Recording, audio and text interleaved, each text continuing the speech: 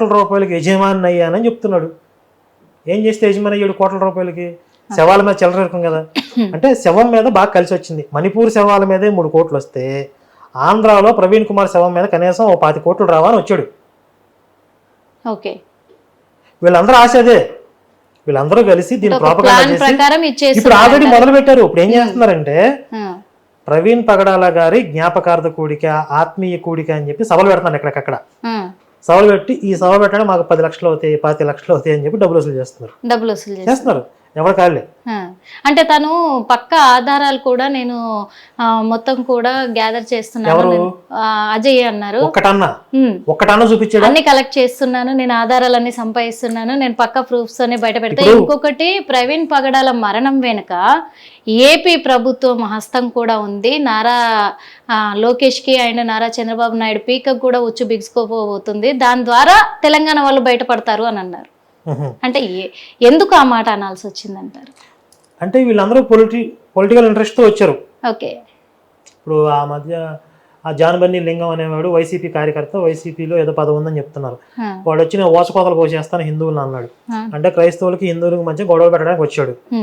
అలా గొడవలు జరిగి తన్నుకు చేస్తే ఈ ప్రభుత్వం విఫలమైంది అని చెప్పి ప్రభుత్వం రాజీనామా చేయాలి, దిగిపోవాలని చెప్పి డిమాండ్లు చేయొచ్చు.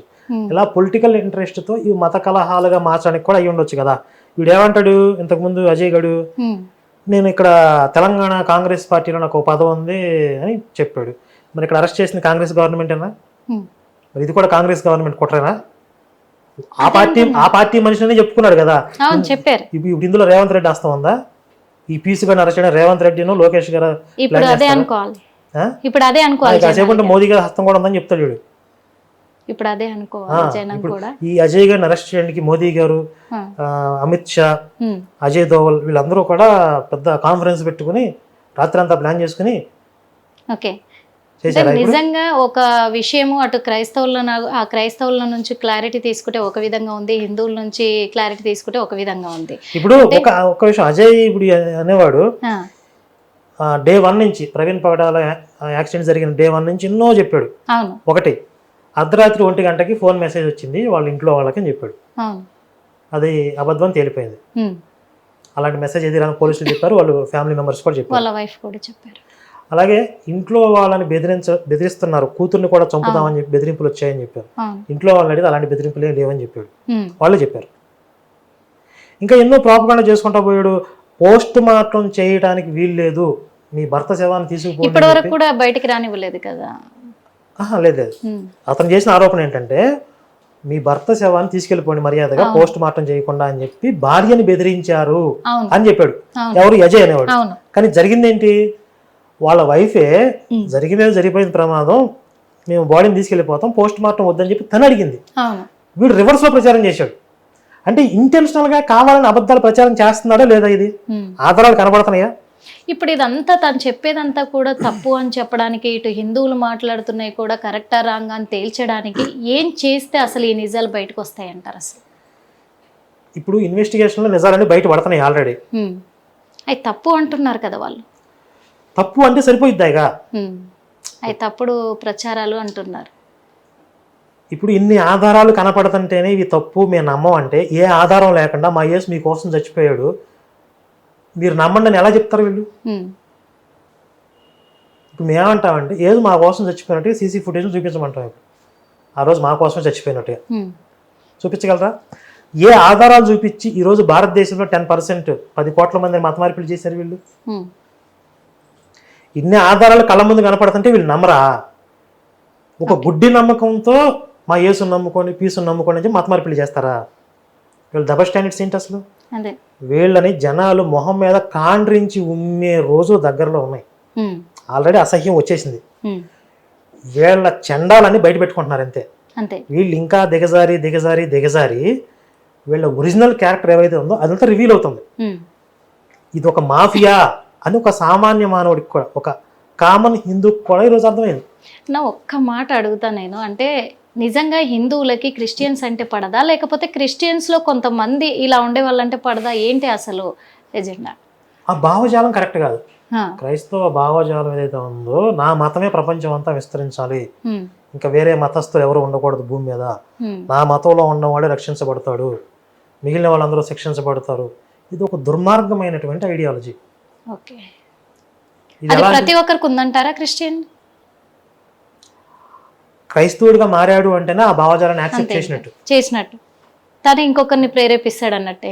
ఇంకా ఇంకొకరిని కలవడానికే చూస్తారు. అది ఒక వైరస్ లాంటిది.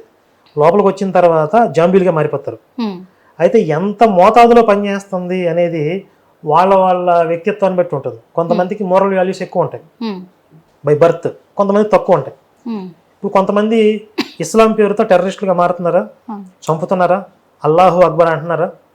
మరి ఇస్లాం అనుసరించే వాళ్ళందరూ ఎందుకు చంపట్లేదు? ఎందుకంటే ఆ చంపడానికి సిద్ధమైన వాళ్ళలో హ్యుమానిటీ తక్కువ ఉంటుంది. హ్యుమానిటీ లెవెల్స్ తక్కువ ఉంటాయి, మోరల్ ఎథిక్స్ తక్కువ ఉంటాయి. వాళ్ళలో ఐడియాలజీ బాగా పనిచేస్తుంది, వాళ్ళు చంపుతున్నారు. కానీ హ్యుమానిటీ ఎక్కువ ఉన్న వాళ్ళలో ఆ ఐడియాలజీని డామినేట్ చేస్తుంది. కాబట్టి రెండు ఫోర్సులు పనిచేయాలి. ఇక్కడ ఐడియాలజీ పనిచేయాలి, వాళ్ళలో సహజంగా ఉన్నటువంటి వ్యక్తిత్వం దానికి అనుకూలంగా ఉండాలి. అలాగే ఈ క్రిస్టియన్ ఐడియాలజీని సపోర్ట్ చేయడానికి కూడా వాళ్ళలో కొంచెం హ్యుమానిటీ ఎథిక్స్ తక్కువ ఉంటే కనుక వీళ్ళు ఫిజికల్గా అటాక్ చేయకపోయినా మెంటల్గా ఇంకొకరిని కొరకడానికో మానసికంగా హిందుత్వాన్ని ద్వేషించడానికో వీళ్ళు ఎప్పుడు సిద్ధంగా ఉంటారు. కానీ మీరు చెప్పింది వాస్తవమే అనుకుందాము. కానీ ఇంత జరుగుతున్నా, ముస్లింల నుంచి ఇన్ని దాడులు జరుగుతున్నా, క్రైస్తవుల నుంచి ఇన్ని అన్యాయాలు జరుగుతూ వాళ్ళు క్రైస్తవులు మొత్తం హిందువులని ఆ మతంలోకి మార్పిడి చేసుకుంటున్నా కానీ ఎందుకు హిందువులు కదలక మెదలక అలాగే ఉన్నారు? ఎందుకు వాళ్ళని ఎదిరిగలేకపోతున్నారు? ఇప్పుడు తిరుగుబాటు మొదలైంది ఆల్రెడీ.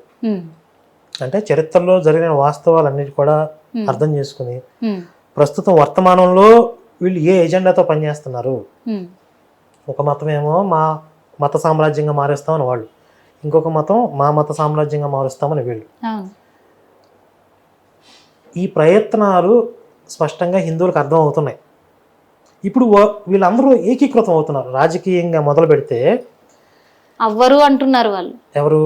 హిందువులు అసలు ఐక్యమత్యం అవ్వరు, వాళ్ళలో దమ్ము లేదు, వాళ్ళు చేతులు ముడుచుకొని కూర్చోవాల్సిందే, వాళ్ళకు ఎదిరించే అంత సత్తా ఉంటే ఇన్ని రోజులు ఎందుకు ఆగుతారు అంటున్నారు. అలా అవ్వరు అనే అభిప్రాయంతోనే కొన్ని రాజకీయ పార్టీలు కొంతమంది ఏం చేశారంటే హిందువులని పక్కన పెట్టేసేసి, హిందూ ప్రయోజనం పక్కన పెట్టేసి వేరే మతస్థుల్ని మాత్రం బుజ్జగించడమే పనిగా పెట్టుకున్నారు. ఇప్పుడు హిందువులందరూ సంఘటితమై వీళ్ళు కూడా ఓటు బ్యాంకు పవర్ ఏదో చూపిస్తున్నారు. చూపిస్తున్న వీళ్ళు గగ్గోలు పెడుతున్నారు. ఇప్పుడు అదేంటి వీళ్ళందరూ మతం పేరుతో మతోన్మాదం పెరిగిపోతుందంట. మతోన్మాదం అంటే ఏంటి?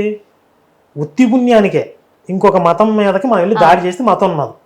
మన మీద జరుగుతున్న దాడిని ఎదిరించి మనల్ని మనం రక్షించుకుంటే మతోన్మాదం ఎందుకు అయింది? ఆత్మరక్షణ అయింది. ఆత్మరక్షణ ఖచ్చితంగా.